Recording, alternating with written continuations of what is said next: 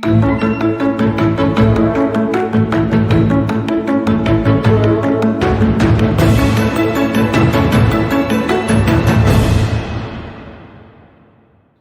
sejahtera untuk kita semua. Saat ini saya akan menjelaskan koneksi antar materi pada modul 2.1 mengenai pembelajaran berdiferensiasi.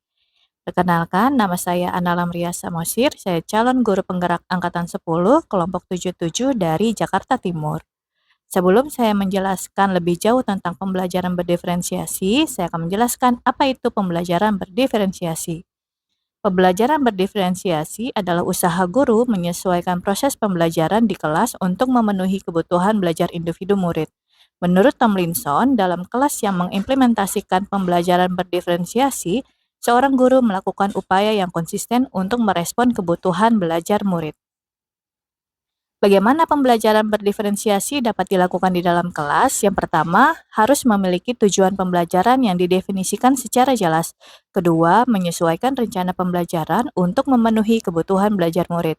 Yang ketiga, menciptakan lingkungan belajar yang mengundang murid untuk belajar dan bekerja keras untuk mencapai tujuan belajar yang tinggi.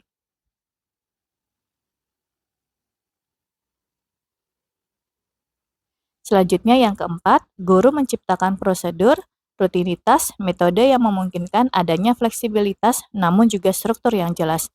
Yang kelima, melakukan penilaian berkelanjutan untuk menentukan murid mana yang masih tertinggal dan sebaliknya. Aspek-aspek apa saja yang berkaitan dengan kebutuhan murid? Yang pertama, kesiapan belajar atau readiness murid. Yang kedua, minat murid. Dan yang ketiga, profil belajar murid. Kesiapan belajar murid atau readiness murid. Kapasitas untuk mempelajari materi, konsep, atau keterampilan baru. Sebuah tugas yang mempertimbangkan tingkat kesiapan murid akan membawa murid keluar dari zona nyaman mereka dan memberikan mereka tantangan, namun dengan lingkungan belajar yang tepat dan dukungan yang memadai. Mereka tetap dapat menguasai materi atau keterampilan baru tersebut. Yang kedua, minat murid. Minat murid merupakan suatu keadaan mental yang menghasilkan respon terarah kepada suatu situasi atau objek tertentu yang menyenangkan dan memberikan kepuasan diri. Beberapa cara yang dapat dilakukan untuk menggali minat murid. Yang pertama, menciptakan situasi pembelajaran yang menarik perhatian murid, misalnya dengan humor, menciptakan kejutan-kejutan, dan sebagainya. Kedua, menciptakan konteks pembelajaran yang dikaitkan dengan minat individu murid. Yang ketiga, mengkomunikasikan nilai manfaat dari apa yang dipelajari murid. Yang keempat, menciptakan kesempatan-kesempatan belajar di mana murid dapat memecahkan persoalan atau problem-based learning. Yang ketiga, profil belajar murid. Profil belajar mengacu pada cara-cara bagaimana kita sebagai individu paling baik belajar. Tujuan dari mengidentifikasi atau memetakan kebutuhan belajar murid berdasarkan profil belajar adalah memberikan kesempatan kepada murid untuk belajar secara natural dan efisien. Cara-cara mengidentifikasi kebutuhan belajar murid. Yang pertama, mengamati perilaku murid-murid, mencari tahu pengetahuan awal yang dimiliki oleh murid, melakukan penilaian untuk menentukan pengetahuan, keterampilan, dan sikap, mendiskusikan kebutuhan murid dengan orang tua, mengamati murid ketika mereka sedang menyelesaikan sesuatu tugas. Selanjutnya, bertanya atau mendiskusikan permasalahan dengan murid, dan melihat pencapaian murid dengan berbicara dengan guru sebelumnya, menggunakan berbagai penilaian diagnostik atau survei untuk mengetahui kebutuhan murid, membandingkan tujuan pembelajaran yang ingin dicapai, lalu mereview dan melakukan refleksi terhadap praktik pengajaran mereka sendiri.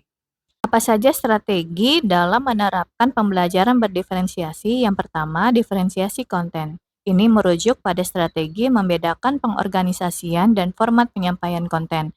Kedua, diferensiasi proses, merujuk pada strategi membedakan proses yang harus dijalani oleh murid. Yang ketiga, diferensiasi produk. Ini merujuk pada strategi membedakan produk hasil belajar murid, hasil latihan, penerapan, dan pengembangan apa yang telah dipelajari. Lalu, apa kaitannya modul 2.1 dengan modul 1.1, 1.2, 1.3, dan 1.4? Keterkaitan modul 2.1 dengan modul 1.1 ialah filosofi pendidikan Ki Hajar Dewantara menekankan pentingnya peran pendidik sebagai pemandu yang mendukung perkembangan alami murid. Pendekatan Ki Hajar Dewantara terhadap pendidikan sangat menghargai individualitas setiap murid dan mendorong kemandirian serta kebebasan berpikir yang merupakan acuan dalam penerapan pembelajaran berdiferensiasi. Keterkaitan modul 2.1 dengan modul 1.2 yaitu guru penggerak diharapkan memiliki kemampuan untuk mendesain dan menerapkan pembelajaran yang tidak hanya inovatif tetapi juga responsif terhadap kebutuhan individu murid seperti pembelajaran berdiferensiasi yang berfokus pada penyesuaian pendekatan pengajaran untuk memenuhi kebutuhan unik setiap murid.